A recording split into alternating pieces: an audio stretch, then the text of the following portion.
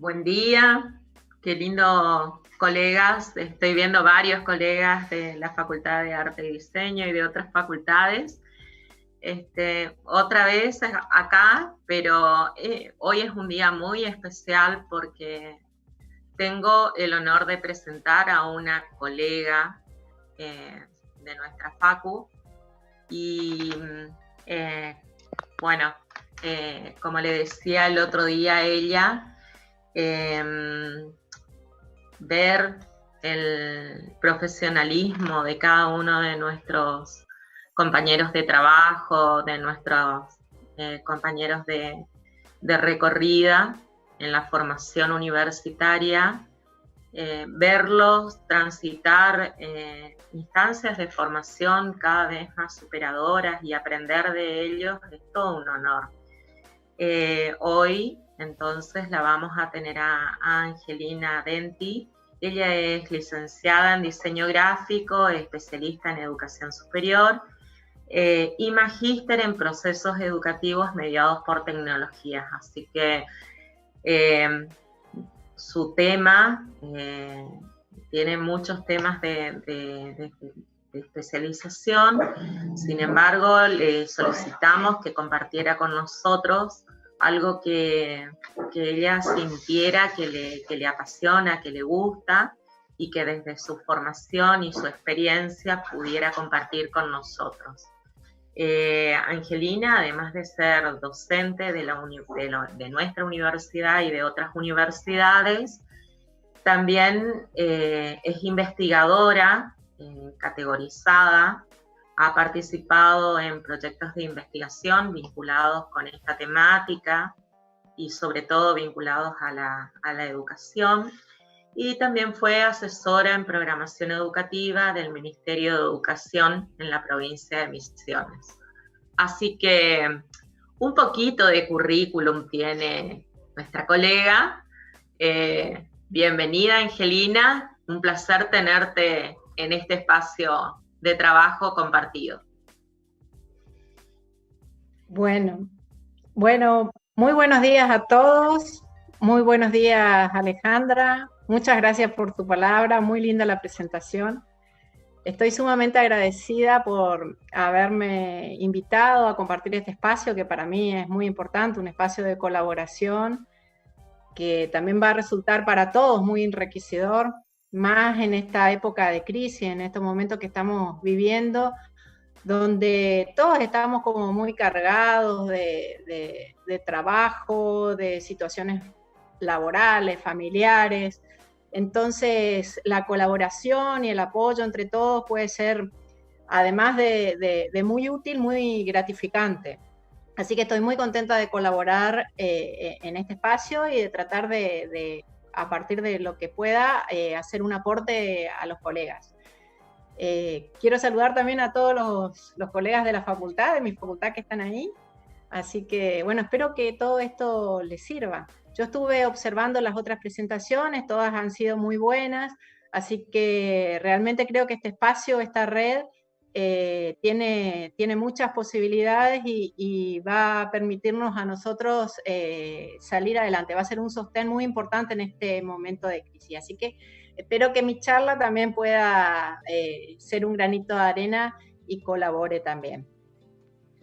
Qué lindo que decís, Angelina, esto de que se convierta también en un espacio de contención donde, bueno, un poco la idea es esa en términos de solidaridad, ¿no? De que a partir de, insisto en esto, en todas las presentaciones, que de lo que cada uno sabe y pudo construir en su recorrido como profesional, te tenga la oportunidad de dar un poquito para que para otros puede ser muchísimo, y que a veces ese poquito puede desencadenar procesos que uno no se imagina cuáles pueden llegar a ser, siempre de manera positiva, por suerte, porque uno lo hace desde el lugar del corazón. Así que, Angelina, te escuchamos.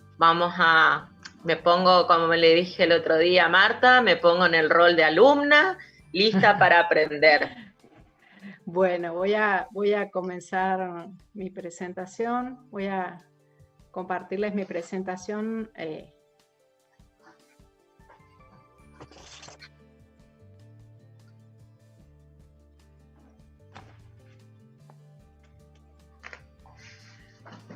Bueno,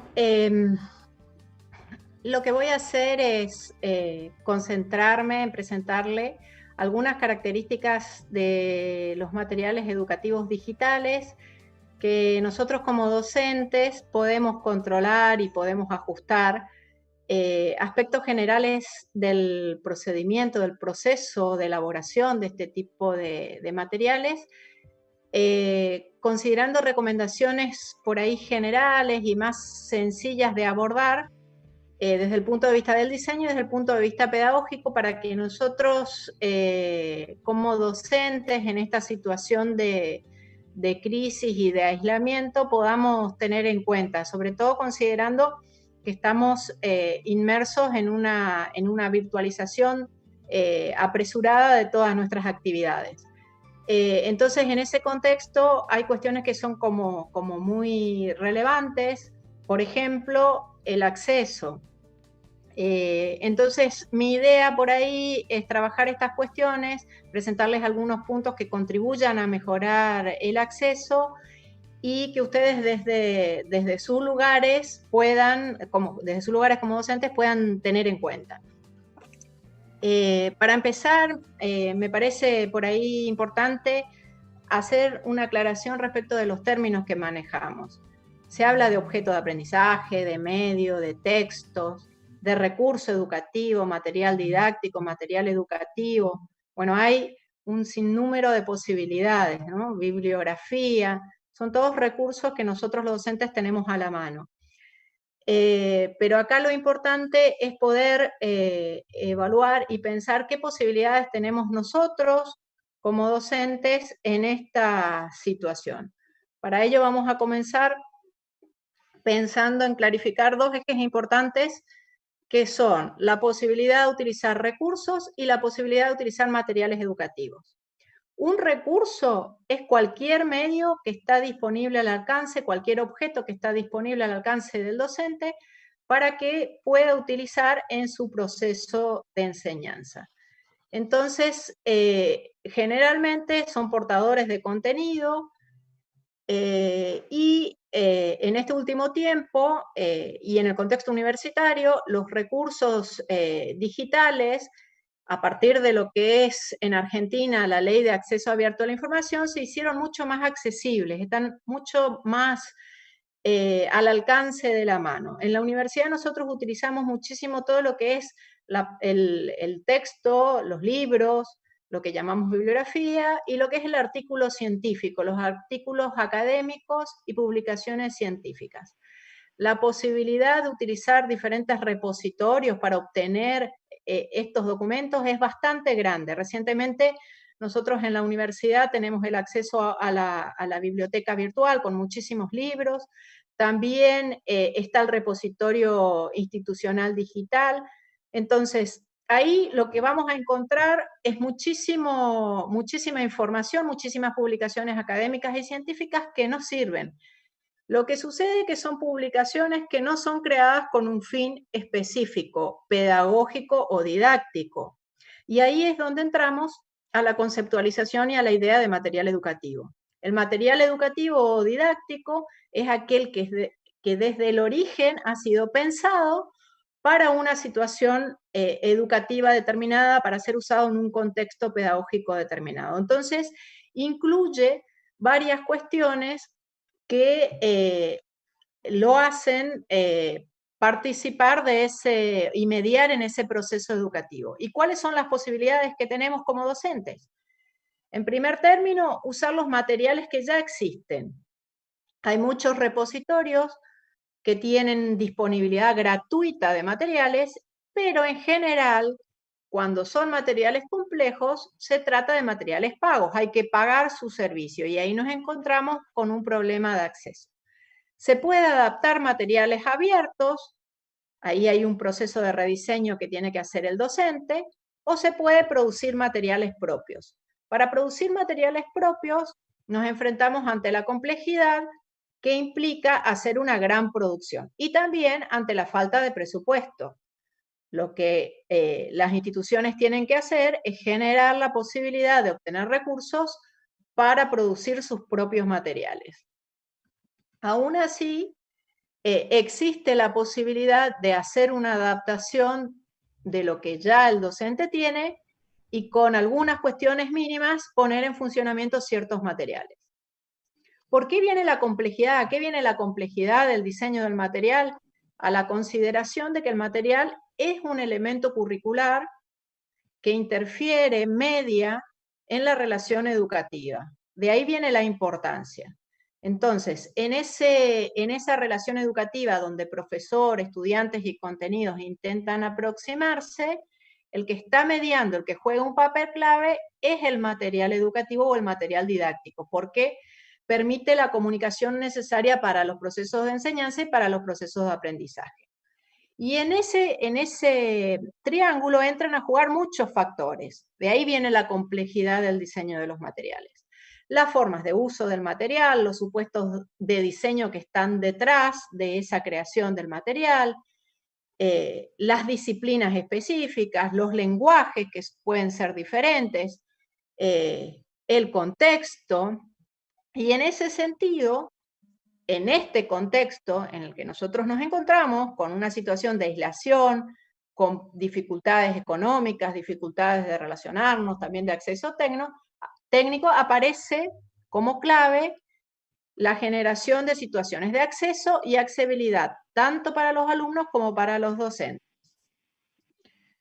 Entonces, lo que por ahí es importante es pensar cuáles son las fases o cómo son las fases típicas o tradicionales de un proceso de creación de material educativo y dónde y cómo los docentes podemos intervenir y cómo podemos aplicar este modelo en nuestra situación de práctica cotidiana. Las fases tradicionales son tres, tienen que ver con el diseño, una etapa de diagnóstico, de planificación, una fase de producción, que es la elaboración o el desarrollo concreto del material, y una fase de evaluación, que tiene que ver con evaluar o valorar la calidad de diseño y la calidad del uso del material que puede darse en distintos momentos. Ahora lo que vamos a ir haciendo es voy a presentarles cada una de estas fases y vamos a ir viendo qué posibilidades y qué recursos tenemos nosotros al alcance de la mano. La fase de diseño comienza con una etapa de diagnóstico. Hay que analizar la situación, hay que ver cómo es el contexto. Acá hay que indagar en las características, las necesidades, las situaciones particulares de los estudiantes, de los profesores, del contexto, sobre todo tendiendo a indagar cuestiones de acceso y accesibilidad. Por ejemplo, evaluar la conectividad, la cantidad y tipo de recursos económicos e informáticos, qué pasa con los smartphones, qué tipo de tecnología tienen, cuáles son los tiempos, cuáles son las necesidades de un soporte especial educativo que los alumnos tienen, qué pasa con las personas con discapacidad, tenemos alumnos en esa situación, cuáles son los obstáculos que nosotros podemos tener cuando utilicemos o enviemos cierto material a los alumnos. Y en este sentido, hay dos cuestiones que son muy importantes a trabajar. La primera es el acceso. El acceso se refiere a contar con determinadas situaciones o un piso determinado. El acceso técnico tiene que ver con los recursos, los equipos y el nivel de conexión. Y el acceso ampliado tiene que ver con las actitudes y las predisposiciones de uso de esa tecnología, circunstancias de la vida diaria de las personas que hacen que se sientan más cómodas o no con una tecnología, el conocimiento intuitivo que tiene la persona sobre ciertos recursos, por ejemplo, los estudiantes más jóvenes tienen mucha habilidad para manejar todos los software nuevos y las apps en los celulares, en cambio los docentes que por ahí tenemos más edad, nos cuesta un poco más. Y de esa noción de acceso se deriva la noción de accesibilidad, que tiene que ver con la posibilidad que los objetos, los recursos, los materiales sean utilizables por todos, en máximas condiciones de seguridad y de autonomía. Acá viene la cuestión importante que es autonomía. Y esta noción de accesibilidad se soporta en la noción de diseño universal. ¿Qué quiere decir diseño universal? Quiere decir que se tiene que diseñar, se tiene que crear para que todas las personas puedan usar. Es bastante complejo porque no siempre se puede lograr eso, pero sí se pueden hacer adaptaciones o se pueden proveer ayudas técnicas, y estas ayudas técnicas son adaptaciones para grupos de personas con discapacidad. En este sentido, yo lo que recomiendo es que nosotros consultemos en esta etapa de diagnóstico, según las características que tengan nuestros estudiantes. Si existe la necesidad, hagamos la consulta con las organizaciones y las oficinas correspondientes. Nosotros en la UNAM, en la Facultad de Humanidades y Ciencias Sociales, tenemos la Oficina de Inclusión Educativa, que hacen y proveen asesoramiento en ese sentido. Respecto del acceso económico y del acceso técnico, también tenemos otra posibilidad que hay que empezar a tener en mente, que es tratar de utilizar recursos y materiales que sean de distribución gratuita, de uso libre. Y para eso hay que fijarse en acá abajo aparece el logo para que ustedes se guíen. Hay una serie de posibilidades. Una de ellas es recurrir a las licencias de Creative Commons, que permiten distintos tipos de uso libre y abierto de los recursos. Muy bien, siguiendo con la fase de diseño, lo que tenemos que plantear antes de seguir es cuáles son los objetivos, qué vamos a enseñar, por qué vamos a enseñar, cuáles son las actividades, cómo se van a enseñar esas actividades, cómo se espera que los alumnos aprendan. Son cuestiones de diseño pedagógico básico, quizás muchos de ustedes ya las manejan, cuestiones que tienen que ver con el campo disciplinar, las características del estudiante, el enfoque teórico, la estructura, la jerarquización, el orden que le vamos a dar a los contenidos, aspectos de tipo metodológico, el tipo de actividades, la actualización que vamos a tener o que vamos a preferir en el material que estemos pensando. Y aquí es muy importante el rol que va a tener el docente, el rol del profesor. Yo pienso que en los equipos de trabajo de diseño de materiales, el rol del profesor debe ser activo. Él es el experto en contenidos, es el experto en la didáctica de su disciplina, entonces puede contribuir perfectamente en todo el proceso de diseño, colaborando con un equipo disciplinario si es que le da. El tipo de materiales que podemos trabajar. Por un lado, según la organización de los contenidos, podemos hablar de materiales autocontenidos. Estos son los materiales que poseen toda la información necesaria, que son eje de la propuesta. Y por el otro lado tenemos materiales que son guías, materiales que para mí yo los llamo materiales puentes porque representan la posibilidad de acceso a otros recursos. En el contexto universitario esto es muy importante porque nosotros trabajamos muchísimo con libros de textos y con artículos académicos y científicos, pero muchas veces los grupos de alumnos tienen dificultades para conectar con esos libros, con esos textos, con esos artículos. Entonces es ahí el rol docente y el rol de material educativo para acercar. Acá yo les estoy compartiendo un ejemplo de lo que es el material autocontenido. Fíjense, esto es un material multimedial, tiene el desarrollo del contenido desglosado en varias secciones, es bastante más complejo, esta es una estructura hipermedial. Incluso, fíjense, hay desarrollo de contenidos, hay pautas de evaluación, momentos de trabajo, momentos de evaluación, hay enlaces a otros documentos, a otros contenidos. Entonces, es un paquete que contiene absolutamente todo en ese sector. En este caso, es un material, es un suplemento, es un material que se crea una simulación de un suplemento periodístico, pero el sentido de esto no es presentar todo el contenido, sino hacer o generar un enlace hacia otras producciones, hacia el mundo de Internet. Entonces van a ver que todo el material está plagado de enlaces y posibilidades de acceder a otros recursos en Internet. Incluso tienen instrucciones para poder desarrollar una actividad. O sea, es un puente hacia lo que se requiere desde la cátedra. Siguiendo con la fase de diseño, lo que hay que hacer es pensar en cuál va a ser el lenguaje y cuál va a ser el formato técnico que se le va a dar al material. Este es un punto muy importante porque los lenguajes afectan las cuestiones técnicas y también modifican las habilidades cognitivas del sujeto. Entonces, ¿qué vamos a utilizar? Imagen, texto, audio, hipermedia, hipertexto, video. Son las formas de representación que se tiene para transmitir la información, para transmitir los contenidos. Y hay una relación directa, porque no todas las tecnologías permiten todos los lenguajes, no todas las habilidades cognitivas se desarrollan con los mismos lenguajes. Yo lo que creo es que cuanto más cantidad de lenguajes y más variedad en las formas de representación, se va a estimular mayor tipo de capacidades, mayor cantidad de capacidades.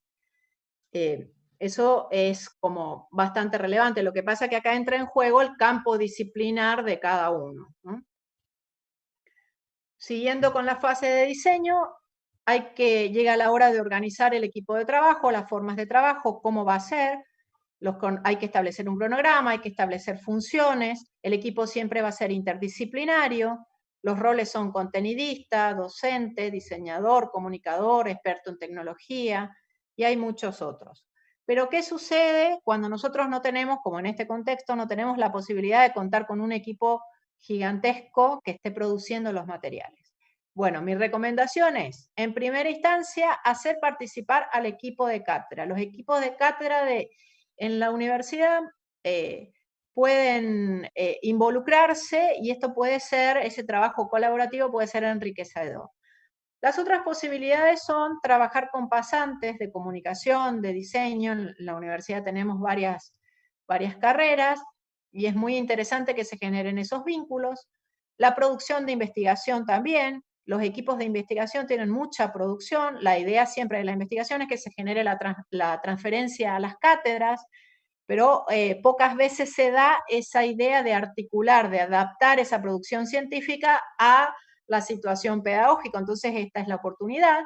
Y también la articulación con otros sectores de la universidad, en donde se puede facilitar la etapa de producción. Está una transmedia, la editorial universitaria, la Facultad de Arte, tenemos también la carrera de diseño, la carrera de medios audiovisuales, que pueden ser espacios interesantes para generar articulaciones y ayudar desde ese punto de vista. La última etapa de la fase de diseño del material es la etapa de elaboración de guiones. Hay que plasmar las ideas en unos documentos, hay que estructurar el material, armar los borradores de ese material. Los tipos tradicionales de borradores, los de documentos, son sinopsis, lista de especificaciones, acá viene el guionado, guión didáctico, guión literario, guión técnico.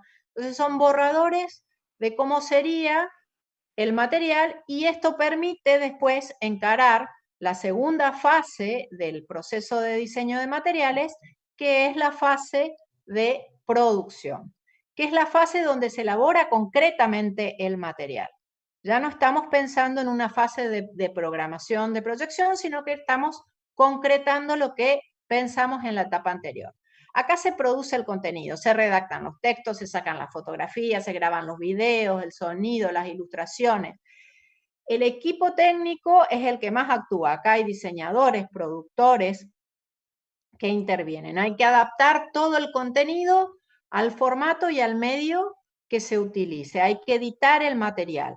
Hay que proveer a ese material de una identidad visual acorde al contexto, a la facultad, al espacio en donde ese material va a funcionar. Y se elabora un prototipo de ese material.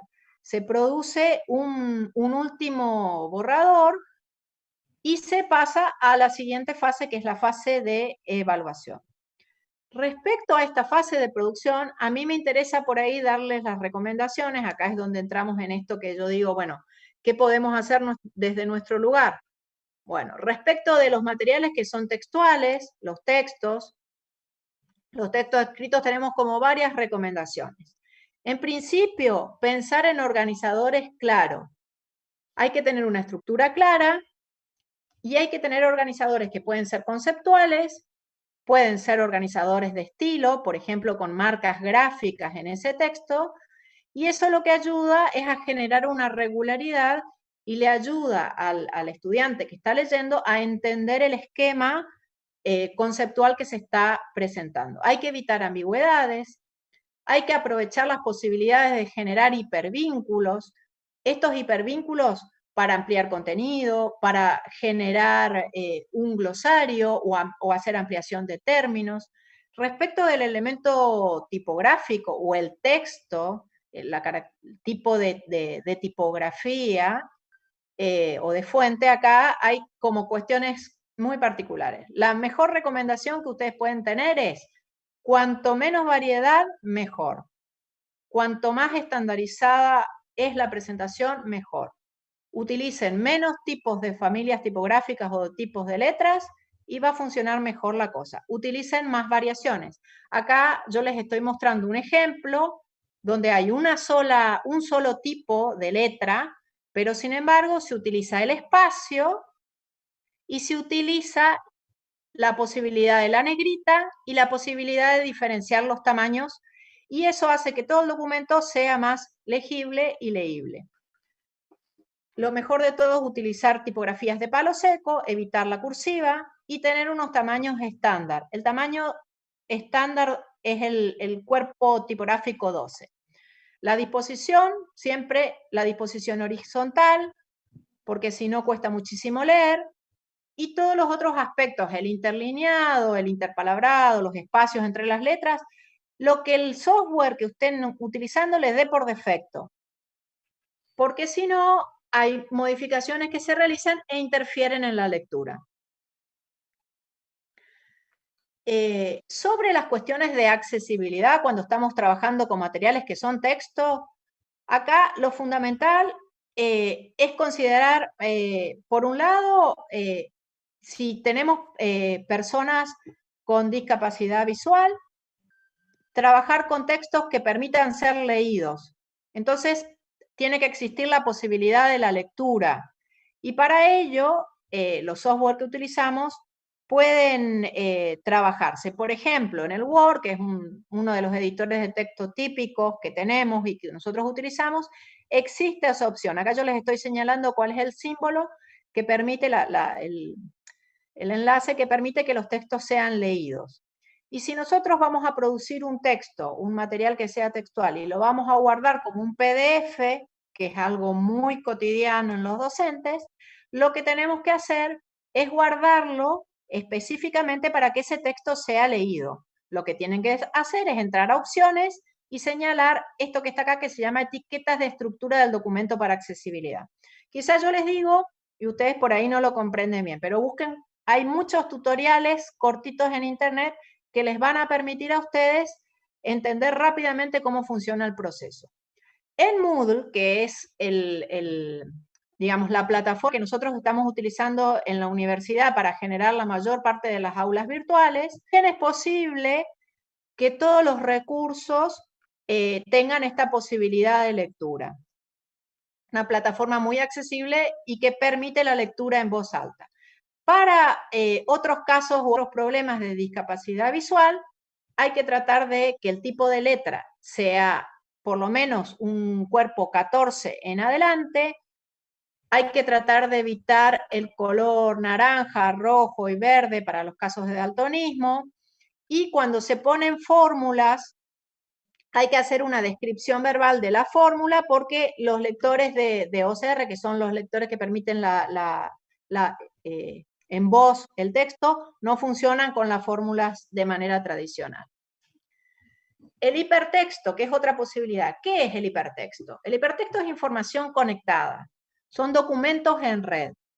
Hay una estructura de esos documentos y esa estructura puede ser presentada y marcada, señalada por el docente dice qué camino el alumno tiene que seguir, o puede ser construida libremente. Lo que hay que pensar es a dónde llevan esas conexiones y cuál es el sentido pedagógico de generar esas conexiones. Fíjense, acá en la pantalla vemos varios tipos, la estructura lineal, jerárquica, una estructura más libre, y también hay que pensar en hipertextos que puedan centrarse o ubicarse dentro del mismo documento o que puedan salir de ese documento a otros documentos que también sean parte de nuestro material o salir a Internet. Si nosotros presentamos la posibilidad de salir o de abrir el juego al recorrido de Internet, estamos mostrando otro tipo de complejidad de enlaces. Pero esto hay que pensarlo desde cero. Y las recomendaciones para esto son: las conexiones tienen que estar justificadas, como les dije, desde el punto de vista pedagógico. Hay que pensarlo muy bien a ver cuál será el sentido. Si yo pongo muchos nodos, si pongo gran cantidad de enlaces, va a confundir al alumno. Es mejor que siempre los enlaces estén ya disimulados en el texto o disimulados en la imagen, porque el alumno, el que lee, todos saben que si uno ve un texto que tiene una señal diferente como un subrayado, eso es un enlace. O si pasa por una imagen y la imagen se mueve, es un enlace. Entonces no hace falta decir pulse aquí, apriete aquí, siga aquí. Y lo otro es, cualquier editor de texto tradicional permite la generación de enlaces. Es muy sencillo, lo que tienen que buscar es este símbolo que dice vínculos y ahí copiar y pegar el enlace de la página a la que ustedes quieren llevar. En Moodle también tenemos esa posibilidad en todos los recursos. Hay que buscar esta cadenita que es la que permite generar el vínculo. El vínculo se puede generar desde un texto o desde una imagen, a un documento dentro de la propia aula Moodle o a Internet, a cualquier documento de Internet. Pasando al otro lenguaje, que es la imagen, que muchos de ustedes utilizan, acá hay varias reflexiones y puntos que a mí me gustaría que ustedes tengan en cuenta. La primera es que la manera de representación tiene que ver con los sentidos. Entonces, distintas representaciones o distintas formas de representar generan distintos sentidos y hay que pensarlo muy bien. Si yo subo una imagen, como los ejemplos que estoy mostrando acá, la manera en que esa imagen va a estar construida, va a estar presentada, cambia el sentido. Entonces, yo tengo que pensar, ¿qué va a ser? ¿Va a ser una foto de qué? ¿Cómo? ¿Va a ser una ilustración? ¿De qué tipo? ¿Qué me dice una ilustración? ¿Qué me dice una imagen tipo vector como la que estoy mostrando aquí? Las imágenes se pueden utilizar y se pueden generar, crear y vincular en cualquiera de los recursos y de los software que nosotros utilizamos con frecuencia. Lo que hay que considerar es que para el uso en Internet tienen que tratar de bajar la resolución, ser de baja resolución. Y también volvemos acá a la otra recomendación de siempre. Hay que utilizar imágenes que no estén sujetas a derechos de autor. Para eso, una recomendación muy sencilla, lo que hacemos todos normalmente es googlear una imagen, copiar y pegar en nuestro documento. Yo lo que les recomiendo es, antes de googlear y pegar cualquier imagen, tengan la precaución de buscar, acá yo les estoy presentando lo que es un Google en el sector de imagen, busquen que la imagen no esté sujeta a derechos de autor. Elijan los filtros, etiquetadas para la reutilización, etiquetadas para utilización no comercial, o busquen bancos de imágenes que tengan la posibilidad del uso gratuito de las imágenes, porque de otra manera vamos a estar metiéndonos en problemas. Las licencias Creative Commons son unas licencias que están muy acopladas al uso de la imagen. Así que si una imagen está con alguna de estas licencias, es probable que la puedan utilizar por lo menos con fines educativos o fines no comerciales. Respecto de la accesibilidad, si nosotros tenemos personas con algún tipo de discapacidad visual, lo que hay que hacer es hacer una descripción verbal de la imagen que se presenta. Entonces la persona no se pierde de eso que nosotros estamos mostrando con la imagen. Acá les muestro una pantalla de Moodle, para que puedan ver que la imagen y el video son perfectamente utilizables en Moodle, acepta varios formatos y se puede subir y se puede vincular imagen. El video. Aquí no me quiero explayar mucho porque ya tuvimos otra charla, recomiendo que escuchen la charla anterior sobre video, pero por ahí sí les quiero dejar algunos tips que son importantes a tener en cuenta. El tiempo siempre tiene que ser un tiempo corto. Los elementos gráficos, todo lo que sea señalamientos, líneas, iconos, tienen que servir para marcar la estructura de ese video que nosotros estamos presentando. Es muy útil el video para generar tutoriales, por eso los tutoriales tienen que ser cortos. Y desde el punto de vista de la accesibilidad también, si yo presento un video y tengo personas que tienen una discapacidad visual, lo que tengo que hacer es una descripción verbal de absolutamente todo lo que acontece en ese video, porque si no voy a estar dejando afuera a ese grupo. También puedo recurrir al subtitulado. El subtitulado tiene que estar en condiciones de ser legible. Y tengo que manejar ciertas cuestiones, por ejemplo, la cuestión de que se vea la persona bien de frente, que las personas puedan leer los labios. Bueno, todos son aspectos relevantes para que ese video pueda funcionar y pueda ser accesible sin tanta ayuda a personas que tengan discapacidad. En Moodle también tenemos la posibilidad de articular y de subir videos, una herramienta muy, muy versátil. Con respecto al sonido, acá lo que es importante, este es un recurso que tiene muchas posibilidades, porque es fácil grabar y es fácil difundir, porque tiene poco peso. Y a los alumnos les resulta muy, muy útil, están como muy acostumbrados. Y además podemos grabar con el celular, que eso es fantástico en este momento. Pero la recomendación fundamental es que hay que hacer una introducción. No se olviden de la introducción antes de comenzar, porque después el audio queda perdido. El alumno no sabe vinculado con qué o cuál es el sentido de ese audio. Los formatos son muchos, hay muchos formatos y hay que usar los formatos comprimidos. También mi recomendación es revisar los repositorios, los espacios de repositorios, porque hay mucha producción en audio que es muy valiosa.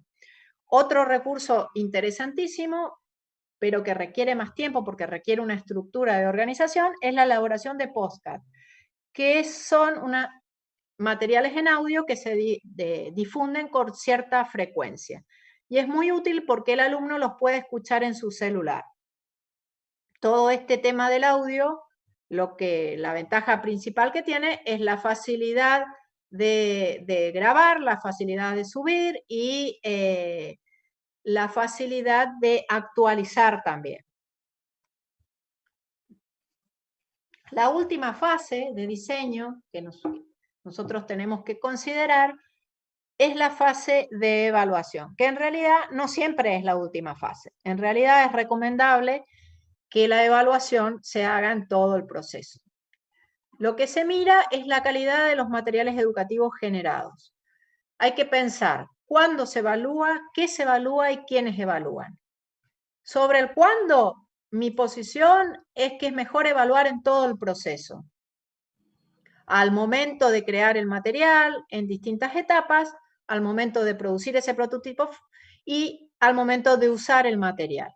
Lo que se utilizan son pruebas pilotos, se hacen pruebas pilotos antes de largar el material y después pruebas durante el uso del material. ¿Qué evaluar? acá también es importante considerar que voy a mirar las características técnicas del material, las características comunicativas, todo lo que tiene que ver con ese lenguaje de texto, audio, cómo funciona desde el punto de vista del diseño comunicacional, y las características pedagógicas, que eso es una cuestión muy importante. Y para esto no solo tengo que mirar el material en sí, sino lo tengo que evaluar en contexto. Si nosotros pensamos en una pedagogía crítica, si el material educativo no está en uso, yo voy a estar evaluando una parcialidad, voy a tener una mirada sesgada. Entonces, hay que evaluar el material cuando el estudiante lo usa, cuando el docente lo usa. ¿Quiénes evalúan? Los diseñadores, los productores, todo el equipo técnico. Muchas veces, si el presupuesto da, se contrata a evaluadores externos, pero fundamentalmente evalúan los profesores, el docente y el estudiante, porque son los que utilizan el material, los que usan. Y como para ir cerrando de todo esto, me gustaría que les quede la idea de que en diseño no hay modelos generalizables, no podemos hablar de un diseño o un modelo de procedimiento igual para todo el mundo. Entonces, toda situación educativa es particular, entonces todo proceso de creación de material y todo material también va a ser particular. Aún así, tenemos que recordar algunas cuestiones clave. A mí me gustaría que ustedes siempre piensen en ciertas cuestiones claves. Supeditar los aspectos técnicos y estéticos a los aspectos pedagógicos y didácticos, siempre, es lo más importante, porque el material busca enseñar, quiere facilitar los procesos de aprendizaje, y ahí está el nodo de todo. La estructura y el contenido siempre tienen que ser legibles, tienen que ser visibles, tienen que ser accesibles. Hay que propiciar la interacción entre estudiantes, docentes y el medio. Entonces, el diseño tiene que ser dinámico, tiene que proponer recorridos al alumno, que el alumno haga sus recorridos propios. Ahí la noción de hipertexto que yo les mostré hoy rápidamente es muy relevante, porque a partir de esa noción y ese juego con el hipertexto generamos el dinamismo. Hay que maximizar las posibilidades expresivas del medio. Cada medio, el audiovisual, internet, la radio, tiene muchas posibilidades. Hay que profundizar en eso, trabajar en esa cuestión para poder adaptar el lenguaje. La calidad del material va a depender de los aspectos pedagógicos, comunicativos y técnicos. Es un combo, no se puede considerar solo lo pedagógico y dejar de lado lo otro. Y hay que permitir la flexibilización de los materiales, la adaptación de esos materiales, sobre todo por el contexto en que nosotros estamos, que es un contexto complicado para el acceso. Los supuestos importantes o más relevantes de todo esto, lo que yo considero que no tenemos que dejar de lado es, lo primero, los materiales educativos no son contenedores de información solamente. Esta es una noción muy importante porque el lugar de mediación que ocupan es clave, porque estructuran los procesos de enseñanza y aprendizaje. Más en este contexto de virtualidad, donde no tenemos o no podemos hacer una comunicación directa con el alumno. Y lo que va a estar mediando es ese material educativo. Los materiales educativos no son neutros, transmiten valores, y los usos de ese material tienen implicancias sociales y de interacción personal y social que influyen en los aprendizajes. Y después lo último, el uso del material está condicionado al contexto. O sea que nosotros siempre tenemos que buscar garantizar el acceso y cuidar la accesibilidad como premisas, porque si no dejamos afuera a un montón de alumnos, de lectores, de colegas, ¿sí? Bien, hasta acá llegó lo que yo quería presentarles hoy. Les agradezco muchísimo por haberme escuchado. Ahora vamos a pasar a un momento en donde pueden hacer las preguntas y voy a estar respondiéndoles las dudas. Igual yo les dejo ahí tienen mi dirección de correo. Cualquiera que quiera contactarse puede hacerlo. Yo sé que las situaciones siempre son particulares, el diseño de materiales, como les dije, no puedo darle tantas recomendaciones generales, así que podemos charlar de cuestiones particulares, así que tienen la posibilidad de contactarme. Y bueno, les agradezco a todos por haberme escuchado y espero sus preguntas. Gracias.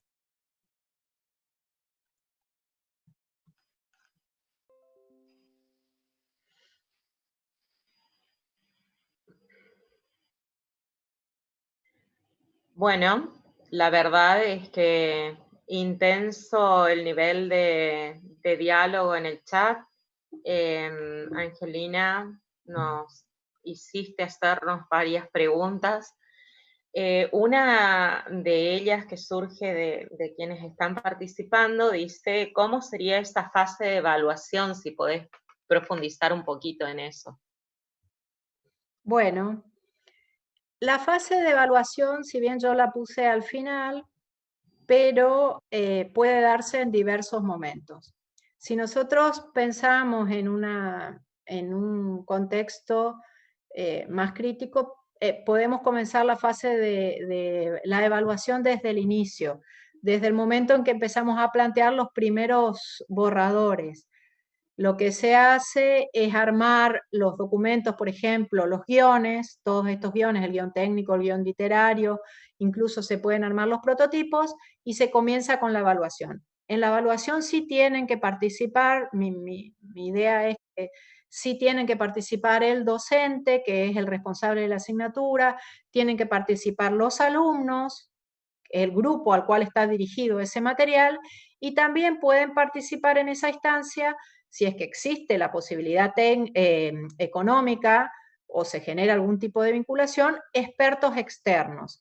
También sería conveniente que en esa evaluación también comiencen a participar los equipos técnicos, porque son los que nos van a dar esa mirada de decir, bueno, qué características técnicas están por poner en juego y cómo va a funcionar. Cuando se elabora el primer prototipo, se pueden hacer pruebas pilotos. Nosotros con materiales que hemos diseñado hemos puesto a prueba. Lo que pasa es que lo que hicimos fue hacer prueba piloto con nuestros propios alumnos. Les explicamos cómo era la situación, ellos utilizaron el material, los docentes también utilizaron el material, y en relación a eso sacamos las conclusiones e hicimos ajustes en el material. Si el proceso de producción y los proyectos son grandes, lo que se hace es tomar todas las instancias, esa instancia previa, esas pruebas piloto, y una vez que se saca el material, al tiempo se hace. Por ejemplo, si nosotros estaríamos implementando a futuro carreras de educación a distancia, esos momentos van a tener que darse, porque eso es lo que va a asegurar es la calidad. Y además hay que asegurarse de que en esa evaluación se incluya a todos esos actores como parte de la evaluación. Genial. Bueno, en un contexto ideal, ¿cuánto tiempo requiere el proceso completo? Y en el contexto actual, ¿qué recomendaciones harías para optimizar el trabajo en función de los tiempos con los que contamos? Eso depende mucho del tipo de material, si va a ser una guía o si va a ser un material autocontenido, de la cantidad de contenido y también del tipo de lenguaje que se utilice. Porque, por ejemplo, si el docente necesita trabajar con guías, es mucho más sencilla la elaboración porque gran parte la puede resolver él mismo o incluso todo, porque el docente puede, utilizando estos editores básicos que yo le digo, puede elaborar las guías que permitan el acceso a otros documentos, que le facilite la realización de ciertas actividades, que le ayude a abordar la bibliografía. Son los materiales, esto que yo le llamo materiales puente. Entonces es más sencillo porque además puede contactar con personas de su misma institución, por ejemplo, alguien que maneje cuestiones técnicas, un informático, quizás haya alguien de comunicación, y genera el material en un tiempo mucho más reducido. Si el proyecto es grande, si por ejemplo tenemos que todos los materiales que van a soportar una carrera de educación a distancia, ahí ya hablamos de otros tiempos, porque los contenidos van a aparecer exclusivamente en los materiales. No va a haber un docente que esté dictando la clase expositiva tradicional en un aula presencial. Entonces, depende del proyecto. Y yo creo que los docentes podemos hacer mucho y en la universidad al menos tenemos que empezar a trabajar más en equipo, contactarnos con los recursos que tenemos y aprovecharlos. Bien, Silvia nos dice, en esta etapa de educación a distancia de emergencia, lo llama ella, la implementación de los materiales existentes pensados para la educación presencial han servido para evaluarlos como borradores para la educación a distancia. Sirvieron al caso como mediadores virtuales, pero pregunta ella o se pregunta si son suficientes, porque existe una demanda de visualización del docente que es constante.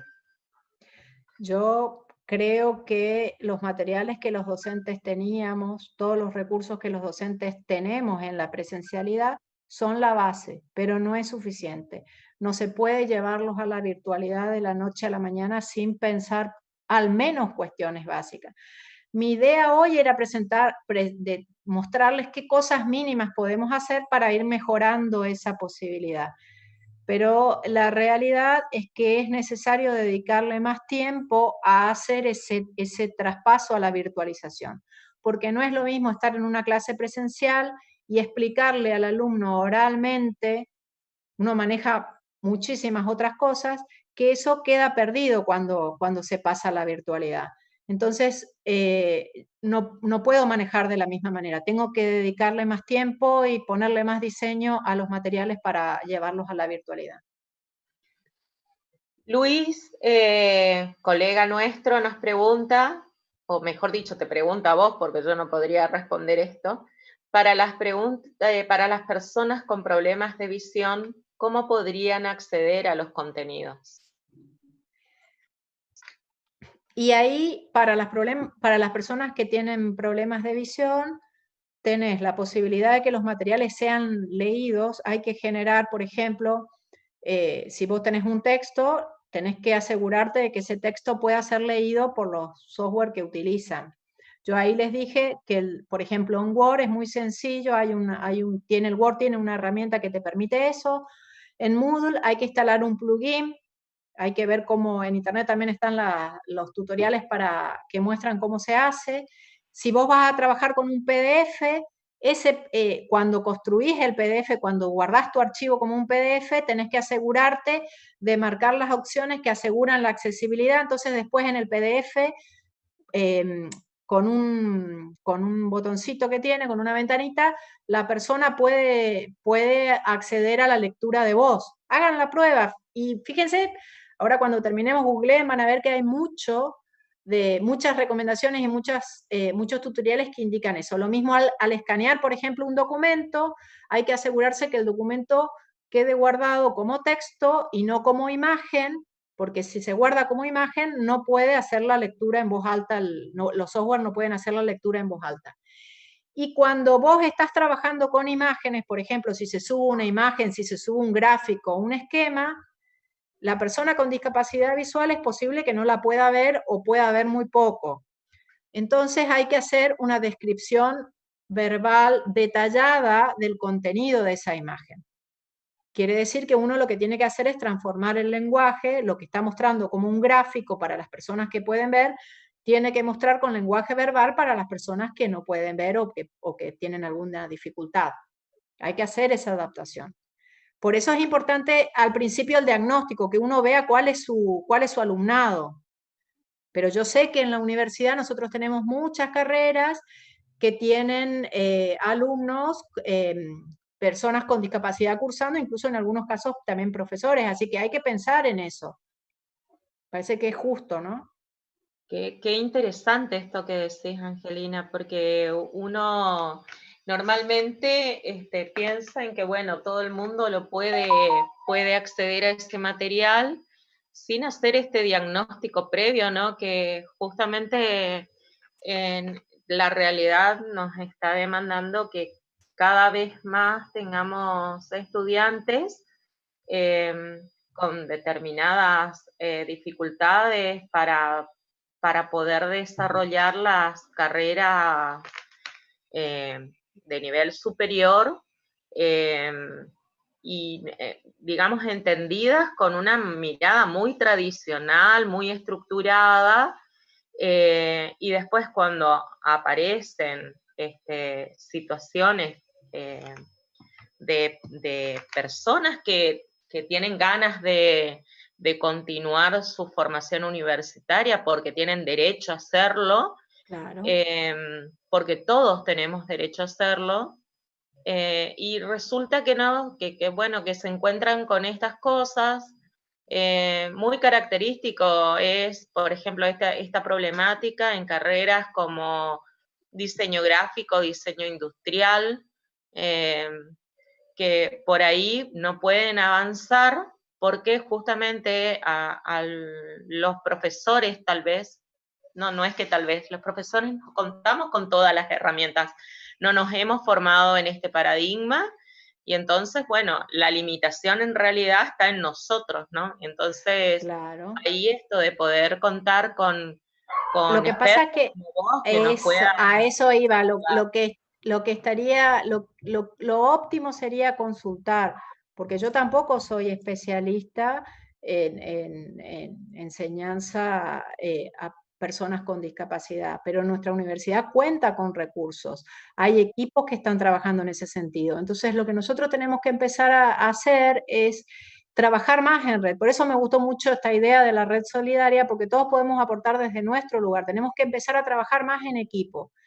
Tampoco somos todos expertos en generación de audiovisual, pero sí hay espacios en donde tenemos el personal que maneja. Entonces hay que poner en activación a los equipos de trabajo, generar esos nodos o esas maneras de conectarnos para poder trabajar en esos equipos interdisciplinarios y que cada uno aporte desde su saber. Las producciones van a ser mucho más ricas y vamos a poder contemplar aspectos que solos, desde la soledad de la cátedra, no lo vamos a poder hacer. Totalmente, totalmente. Nosotros tenemos la Facultad de Humanidades y Ciencias Sociales que justamente cuenta con un equipo muy, muy preparado en el tema de discapacidad, y la verdad es que es una picardía no trabajar en recuperar todos sus saberes y experiencias para empezar a los profes interiorizarnos de esto y bueno, pensar en todos, ¿no? Que el acceso a la formación universitaria, por suerte en Argentina, es libre y gratuita y es un derecho. Así que gracias, Angelina. Siguen habiendo muchas preguntas, después te las voy a pasar y en todo caso las podés después integrar como comentario al video, a la presentación que va a quedar en línea. Y la verdad es que disparaste un montón de preguntas. Desde tu presentación se nota ya cómo preparaste eso, ¿no? Y nos diste cátedra con tu mismo producto. Así que la verdad es que bueno, muchas realmente gracias, Alejandra, y a la gente que por ahí se quedó con preguntas. Retrocedan en la presentación también, está ahí mi dirección de correo, pueden contactarme. Si yo puedo ayudarles, con gusto lo hago, y si no, también podemos ver de generar relaciones con otras personas y otros equipos que también están trabajando y que también conocen del tema. Así que bienvenida a sus preguntas, está mi dirección ahí. Les agradezco a todos por escucharme. Muchas gracias, Alejandra, por permitirme este espacio, y espero que siga teniendo éxito el espacio porque es muy bueno. Bueno, para cerrar, les quiero comentar, hoy la verdad es que estoy un poco más perdida de lo habitual, ustedes ya me conocen. Estamos organizando una intensa agenda para el mes de junio, que ya la tenemos completa, así que la semana que viene, el día martes, justamente continuando con esta línea de materiales, y bien enseñó hoy Angelina, a diferenciar esto de recursos, ¿sí? Y materiales didácticos. La semana entrante vamos a tener 2 expositores, uno vinculado con la biblioteca digital latinoamericana más grande del mundo, que es Silibros. La verdad que tiene muchísimos números disponibles. Bueno, en este momento esa biblioteca está abierta para quienes estudian en las universidades, que hayan firmado convenio con Libros. Particularmente la Universidad Nacional de Misiones sí lo hizo, y está alojado su acceso en cada una de las aulas virtuales de todas las unidades académicas de nuestra universidad. La verdad es que el material que allí se encuentra es riquísimo, muy, muy interesante, muy amplio, con profesionales, o sea, con escritores de todo el mundo. Bueno, entonces el día martes estaremos conociendo un poco más acerca de cómo es ese entorno, cómo podemos trabajar con ese entorno, y estaremos también trabajando con Claudio Lanús el día jueves, así que todavía el temario de él no me lo ha pasado, pero seguramente en estos días estaremos ahondando. En principio vamos a estar trabajando sobre el sentido de la comunicación y qué rol cobra, digamos, en estos entornos, y más aún en esta época de pandemia. Bueno, y como les dije anteriormente, hay muchísimos disertantes. En el mes de junio se viene con profesionales del nivel de, por ejemplo, Ruth Harf, Melanie Ottaviano, Silvina Birz, entre otros. Así que en principio la semana que viene es el martes a las 11 de la mañana, como siempre, y el día jueves también a las 11 de la mañana. Asimismo, les recuerdo que si quieren recibir las notificaciones, si ustedes se suscriben al canal, automáticamente cuando nosotros generamos el espacio para la visualización, ya van a tener disponible, o sea, les llega un mensaje avisando que hay disponible un nuevo evento. También pueden seguir nuestras cuentas de Instagram o de Facebook, y bueno, la idea es ir tejiendo redes solidarias. Muchísimas gracias, que tengan un hermoso viernes y un excelente fin de semana.